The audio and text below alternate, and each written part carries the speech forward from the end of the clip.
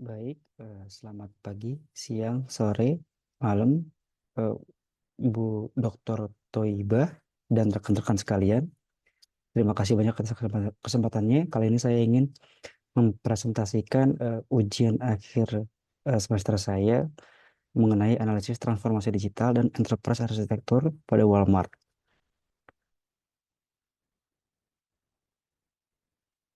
Dimulai dari latar belakang terlebih dahulu.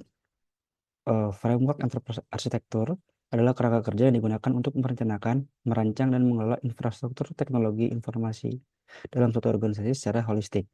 Tujuan utamanya adalah untuk memastikan bahwa sistem TI organisasi mendukung tujuan dari bisnis, meningkatkan efisiensi operasional, dan memungkinkan integrasi yang baik antara berbagai sistem dan aplikasi. Lingkup pekerjaan yang saya lakukan itu case tadi yang saya lakukan itu untuk perusahaan Walmart. Profil perusahaan itu sendiri itu Walmart didirikan oleh Sam Walkman pada tahun 62. Dan kini perusahaan tersebut bertransformasi dari toko tradisional menjadi omnichannel retail dengan fokus pada efisiensi biaya, nilai pelanggan, dan keunggulan operasional. Model inovasi Walmart meliputi pengujian, pembelajaran, dan skala. Tujuannya adalah meningkatkan pengalaman pelanggan melalui otomatisasi, integrasi sistem berbasis cloud dengan AI untuk peramalan penjualan, analisis pelanggan, dan pengolahan data yang lebih baik. Walmart juga mendorong kolaborasi lintas fungsi untuk menghubungkan strategi bisnis dan teknologi. Arsitektur teknologinya terdiri dari 3 lapisan, yaitu e-commerce global, pengelolaan inventory dan permintaan, serta aplikasi dan sistem pembayaran Walmart. Visi dari Walmart itu sendiri menjadi tuan rumah retail global dengan memberikan nilai tambah kepada pelanggan, karyawan, dan para pemangku kepentingan lainnya. Lalu misi yang dilakukan itu menyediakan barang dan layanan dengan harga yang lebih rendah sehingga orang-orang dapat hidup lebih baik. Jadi dari awal pun Walmart ini sudah memberitahu bahwa mereka itu customer centris. Berikutnya, berdasarkan data yang ada, permasalahan yang dihadapi Walmart saat ini adalah kebanyakan masih menggunakan sistem legacy yang terfragmentasi. Yang kedua, kekhawatiran privasi dan etika karena sedang mengaplikasikan sistem AI secara masif dalam skala global. Yang ketiga, supply produk yang sering terganggu dan menyebabkan kelangkaan produk. Yang keempat, terlalu banyak mengandalkan sumber produk dari luar negeri, namun kurang memperhatikan sumber dari lokal. Yang kelima, terdapat beberapa gudang inventory yang memiliki stok berlebih, sementara gudang yang lainnya terjadi kelangkaan stok. Berikutnya, banyaknya armada delivery yang ditemukan pada suatu daerah tertentu, namun daerah lainnya masih kekurangan armada. Lalu, sinkronisasi data antara vendor, inventory, outlet, dan kantor pusat berjalan sangat lambat, sehingga terjadi data redundansi. Dan yang terakhir, terdapat kompetitor yang lebih memahami pasar lokal dan bergerak lebih cepat dalam memenuhi aspirasi pasar lokal.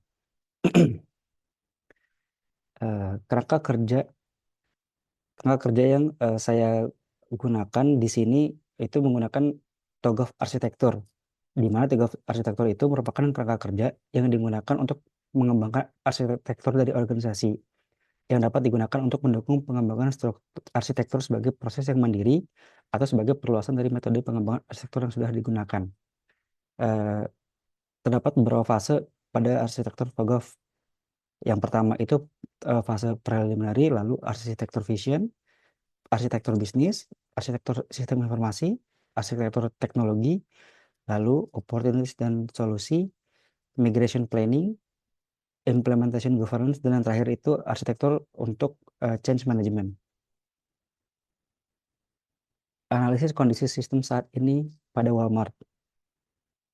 Yang pertama-tama itu saya melakukan analisis SWOT, di mana jika dilihat dari aspek internal mengenai aspek strength atau kekuatan dan weakness, kelemahan. Dari segi kekuatan itu, Walmart merupakan retail terbesar global dan memiliki jaringan supply chain yang kuat, serta sudah memiliki infrastruktur untuk melakukan omnichannel.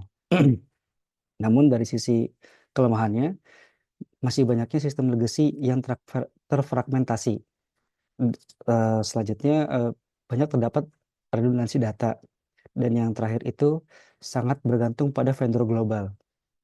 Lalu juga dilihat dari sisi aspek eksternal, dari sisi opportunities dan trade, Dari sisi trade opportunity itu eh, terdapat peluang untuk menerapkan AI dan cloud computing di mana banyak eh, kompetitor lain sudah melakukan itu gitu. Lalu pemanfaatan big data analitik dan yang terakhir itu pemanfaatan IoT dan otomatisasi. Namun terdapat juga ancaman dari sisi eksternal itu seperti kompetitor lokal yang agile, risiko cyber dan regulasi privasi data yang masih minim. Dari keempat aspek tersebut ditemukanlah strategi transformasi yang dapat dilakukan. Dari sisi kekuatan dan peluang itu terdapat strategi ekspansi AI omnichannel. Lalu jika dilihat dari sisi kelemahan yang digabungkan dengan peluang, itu kita dapat membuat strategi modernisasi cloud ERP. Jika dilihat dari sisi kekuatan dan ancaman, kita dapat membuat strategi untuk tata kelola keamanan cyber AI. Dan yang terakhir, jika dilihat dari sisi kelemahan dan ancaman, kita dapat menerapkan strategi diversifikasi vendor lokal. Analisis berikutnya yang dilakukan untuk memahami kondisi sistem saat ini itu analisis McFarland Strategic Grid, di mana jika dilihat AI dan omnichannel itu menjadi sumber diferensiasi utama. Eh, ap- Dua aplikasi ini dianggap sebagai diferensiasi utama untuk melawan Amazon dan retail lokal. Selain itu, terdapat juga AI CRM, lebih detailnya AI supply chain dan omnichannel platform. Lalu jika dilihat dari aplikasi yang high potential atau eh, berdampak besar tapi tidak kritikal itu eh, yang peruntukannya untuk inovasi di masa depan itu seperti blockchain supplier, digital twin, dan IoT analytics. Lalu untuk aplikasi di bagian key operasional yang di mana sektor ini merupakan sektor kritikal namun tidak begitu berdampak itu seperti ERP dan POS. Yang berikutnya itu inventory system. Dan yang terakhir eh, bagian support di mana yang paling tidak berdampak dan tidak terlalu kritikal seperti HRIS dan email dan collaboration tools. Jika kita lihat, Walmart ini sudah memanfaatkan teknologi terbaru seperti IoT yang digunakan untuk visibilitas fisik real time dan dapat mengurangi kehilangan stok karena kita dapat men-track stok secara langsung sehingga selalu terpantau di gudang dan transit. Lalu yang berikutnya RPA atau robotik ini untuk otomatisasi proses untuk mengeliminasi human error dalam entry dan rekapitulasi. Berikutnya itu sistem cloud di mana berfungsi untuk infrastruktur global untuk sinkronisasi data tanpa jeda antar wilayah. Lalu berikutnya big data ini digunakan untuk analitik mendalam untuk meningkatkan personalisasi terhadap pelanggan. Yang berikutnya AI itu sendiri merupakan kecerdasan prediktif untuk memprediksi permintaan dengan akurat dan menyeimbangkan inventory secara mandiri. Dan yang terakhir, sistem blockchain ini berfungsi untuk transparansi absolut dari rantai pasok untuk mencegah vendor melakukan fraud. Selanjutnya saya melakukan analisis balance scorecard di mana terdapat 4 perspektif yang dapat kita lihat. Yang pertama dari perspektif pelanggan, keuangan, proses internal, dan proses learning and growth. Untuk sistem yang sudah ada saat ini itu untuk perspektif pelanggan, pengalaman pelanggan belum konsisten, masih sering kehabisan stok, dan rekomendasi pelanggan itu masih terbatas. Lalu dari perspektif keuangan, biaya inventory masih tinggi, terdapat kelebihan atau kekurangan stok di gudang, ya. Lalu terdapat distribusi yang tidak efisien. Berikutnya dari segi proses internal itu sistem legacy terfragmentasi masih banyak, terjadinya sinkronisasi yang lambat dan masih melakukan rekap secara manual. Dan yang terakhir dari sisi learning and growth itu sumber daya manusia masih belum banyak memanfaatkan data. Lalu adopsi AI masih terpisah atau parsial dan yang terakhir literasi digital masih terbatas. Harapannya transformasi yang dilakukan itu dapat menangani ini semua. Dari sisi pelanggan itu membuat omnichannel seamless, lalu visibilitas stok secara real time, dan rekomendasi hyper personal AI. Dari sisi keuangan, melakukan dapat dilakukan optimasi inventory secara dinamis. Lalu penyeimbangan berbasis AI serta menerapkan logistik cerdas. Eh, dari sisi proses internal, itu melakukan ekosistem cloud terintegrasi, aliran data secara real time, dan proses analitik secara otomatis. Dan terakhir dari sisi learning and growth, menerapkan budaya AI driven pada karyawan, lalu melakukan inovasi berkelanjutan, serta melakukan upskilling talenta digital untuk meningkatkan literasi dari SDM. Eh, Lalu kita masuk ke arsitektur bisnis, di mana ini merupakan salah satu fase dari TOGAF arsitektur. Terdapat 4 komponen ekosistem yang didapat dari hasil dari tujuan utama Walmart itu sendiri. Walmart memiliki tujuan untuk meningkatkan, menghasilkan menghasilkan operasional yang baik, lalu berfokus pada pelanggan dan efisiensi.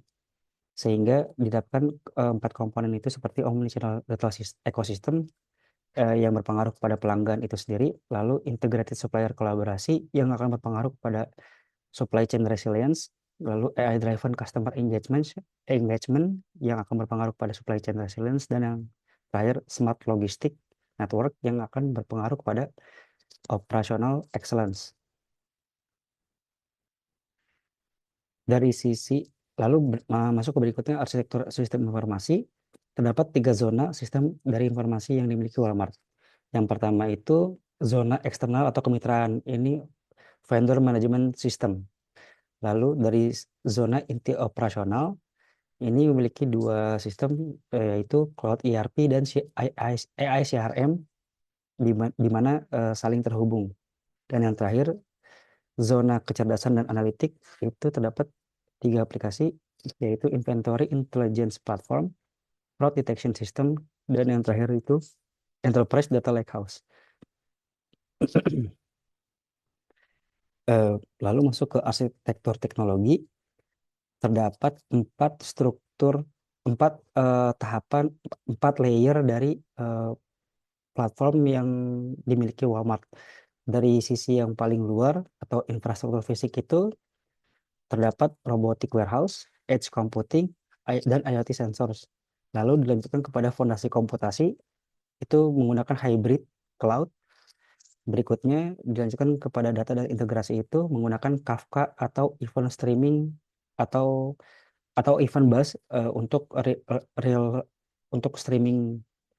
Berikut lalu API gateway dan blockchain. Yang terakhir itu kecerdasan buatan eh, menggunakan AI atau machine learning platform.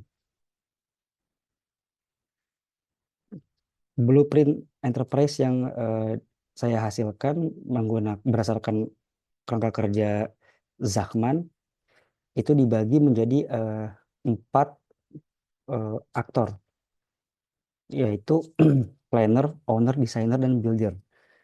Jadi eh, untuk aktor yang planner ini itu berfokus kepada arah transformasi, di mana yang dilakukan itu lebih ke arah strategi omnichannel, gudang internasional, dan manajemen eksekutif.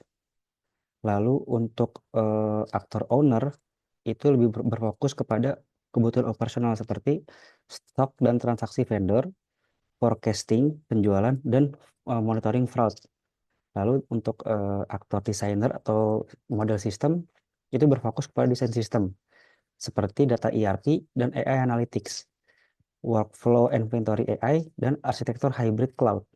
Dan yang terakhir untuk aktor builder atau model teknologi itu berfokus pada implementasi teknis, ya, seperti real-time database, integrasi API dan otomatisasi robotik, dan yang terakhir edge computing.